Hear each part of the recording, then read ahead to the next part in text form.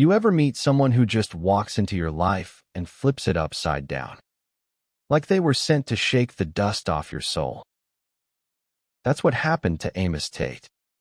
A man who'd spent 20 years hiding from the world on his patch of dirt in Red Hollow, Texas, until Ellie Harper showed up at his fence, asking to see his damn goats.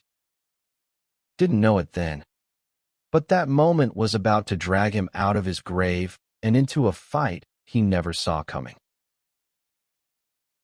Amos was a ghost of a man, living out there on his ranch, surrounded by nothing but sagebrush and the bleating of his herd. He hadn't talked to a woman not really since his Mary passed from that fever back in '05. Left him hollowed out, like an old barn weathered to splinters. His days were simple: mend the fences, feed the goats, keep the world at arm's length. Red Hollow was a nowhere town, the kind where folks minded their own business. And Amos liked it that way. No visitors, no small talk, just him and the quiet. But that morning, under a sun hot enough to fry your shadow, Ellie Harper strolled up to his gate like she owned the place. Her boots were caked with dust, her hair pulled back under a worn-out hat, and her eyes, God, those eyes had a spark that hit Amos like a kick to the chest, stirring something he'd buried so deep he'd forgotten it had a name. Word around town is you've got the best goats this side of the Pecos, she said, leaning on the fence with a grin that felt like trouble. Her voice had a lilt, maybe from somewhere back east, but it was warm, disarming, like she could talk a rattlesnake into curling up for a nap. Amos froze, his throat tight. 20 years of silence had rusted his tongue, and a woman's voice on his land felt like a trespass, like she'd crossed some invisible line he'd drawn around his heart.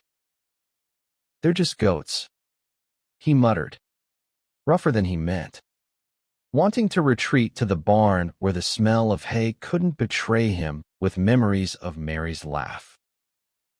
But Ellie didn't back off. She just tilted her head, studying him like he was a puzzle worth solving. "Nothing's ever just anything," she said, and damn if that didn't make his hands shake. He was about to turn away, to shut this whole thing down, when the ground rumbled hooves, coming fast, too fast for anything good. Ellie's smile faltered, and Amos's gut twisted as 3 riders tore through the dust like hounds of hell. The leader was Roy Calhoun, a man whose name carried weight in Red Hollow, and not the good kind. Roy was the sort who'd foreclose on your soul if you owed him a nickel.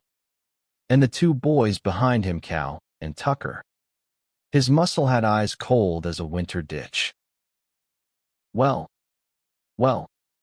Amos Tate," Roy called, reining in his horse just shy of the gate, his grin sharp as a blade. "The loner of Red Hollow's got company. And who's this fine lady?"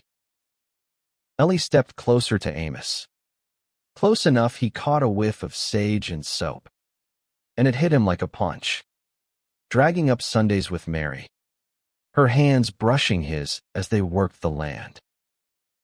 But there was a steel in Ellie's stance now, a readiness that made him wonder what kind of woman walked these parts alone without a lick of fear. "Just passing through, looking at goats," Ellie said, her voice steady as a rock. Roy's laugh was jagged, like breaking bottles. "Goats? Huh. Funny, 'cause I heard there's a woman asking questions in town, stirring up trouble about my land deals." Amos felt the air go cold. Whatever Ellie was chasing, it was the kind of trouble that left blood on the dirt. He'd seen Roy's work before burned-out ranches. Folks run off their land because they couldn't pay his extortionate rates. The smart move was to step aside. Let Ellie and Roy settle whatever this was, and go back to his goats. But when he looked at her, saw the fire in her eyes, something stirred in him, something he thought died with Mary. "She's on my land," Amos heard himself say, his voice low but firm. "That makes her my business." Roy's grin widened, showing teeth stained from years of chewing tobacco and lies. "Your business? Amos, you ain't had business with nobody in 20 years. Don't start now. Times change." Amos shot back, surprised he meant it.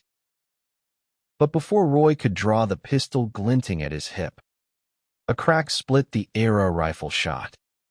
Not from the gate, but from the goat pasture. Amos's prize buck screamed, and the herd scattered, kicking up dust like a storm.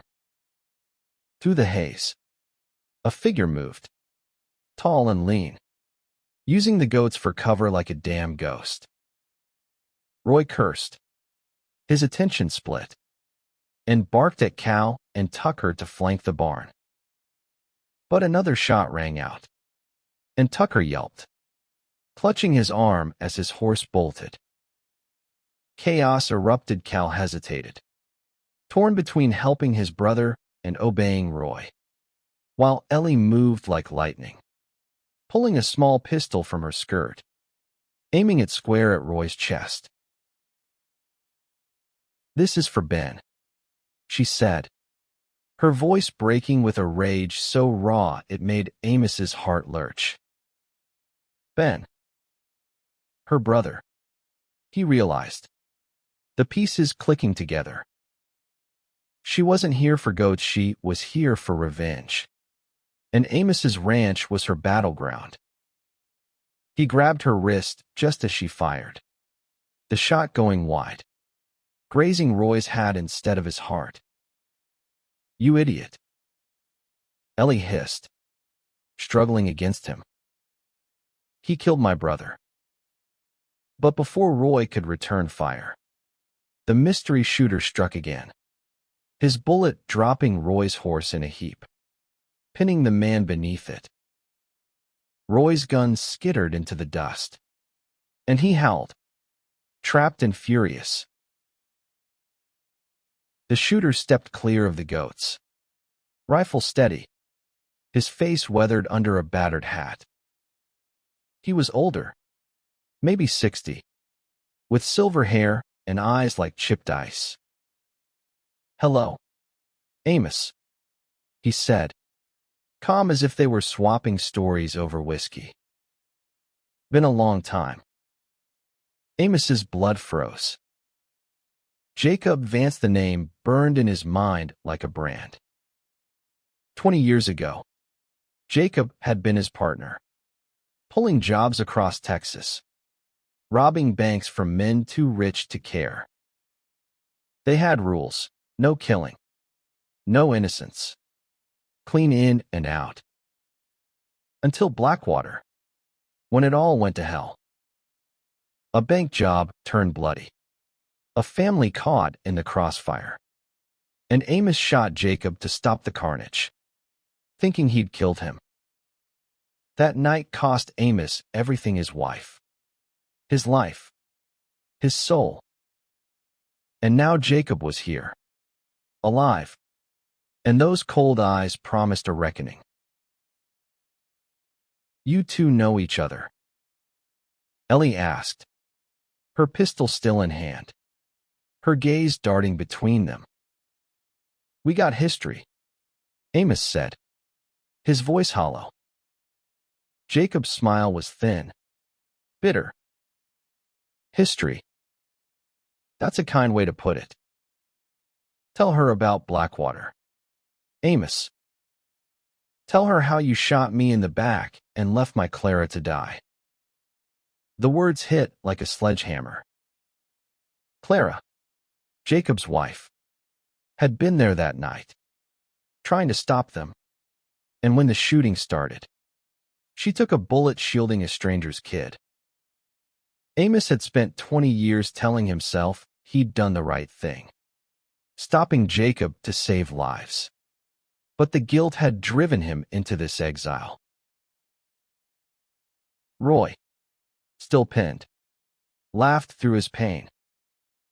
Well, damn. Amos Tate, the Saint of Red Hollow's a killer. This just gets better. Shut up. Ellie snapped, her pistol twitching toward him. Jacob's rifle swung to Roy. Your fight's done. Calhoun. Been done since you gunned down Ben Harper for crossing your boss. Ellie's eyes widened. You knew my brother. Ben was my nephew. Jacob said, his voice tight. Ellie wrote me after Roy killed him. Asked me to track down the bastard. And I knew where to find him right here. On Amos's land. The truth crashed over Amos like a collapsing roof. Ellie hadn't stumbled onto his ranch by chance. She and Jacob were hunting Roy, and Amos was just collateral, a pawn in their revenge. But Jacob's eyes told another story. This wasn't just about Roy. Why here? Amos asked. Why drag me into this? Jacob's smile was colder than a January wind. Because I wanted you to face what you did. Amos. Blackwater. Clara. You owe me a debt. The air grew thick, the goats settling in the distance as the standoff teetered on a knife's edge. Ellie broke the silence, her voice soft but sharp. What now? Jacob. You kill him. Does that bring Clara back? Jacob's finger tightened on the trigger, but then something shifted in his eyes. Not rage, but a bone-deep weariness. No, he said, lowering the rifle. Killing him won't bring her back. I've chased that ghost for 20 years, and it's eaten me alive. You're already dead, Amos, just like me. What's the point? Before anyone could speak, Roy made his move, wrenching free from the horse and grabbing his gun. He fired, the bullet clipping Jacob's arm. But Ellie was faster. Her pistol barked twice, and Roy crumpled, blood pooling in the dirt. That was for Ben, she said, her voice steady now, the rage spent. She turned to Jacob, who was clutching his arm, blood seeping through his fingers.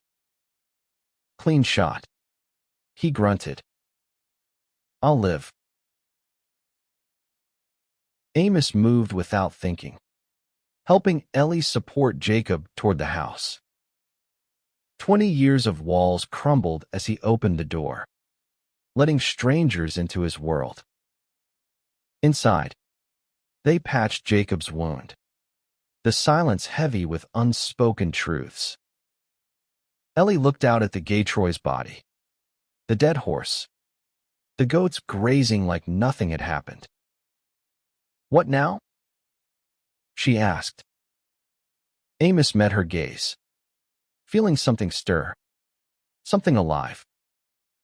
We fix him up, he said. Then we figure out how to live with this mess. She pressed. And after that, for the first time in 20 years, Amos saw a future beyond his fences. After that, he said, we learn how to be human again. So, what do you think? Was Ellie right to drag Amos into her fight? Or should she have faced Roy alone? And Jacob did, he let Amos off too easy. Or was forgiveness the only way to break the cycle? Drop a comment. Share your take. And if this story hit you, give it a like and share it with someone who loves a good tale of redemption. Subscribe and hit that bell. New stories drop every day at 1 p.m. And trust me, you don't want to miss what's coming next.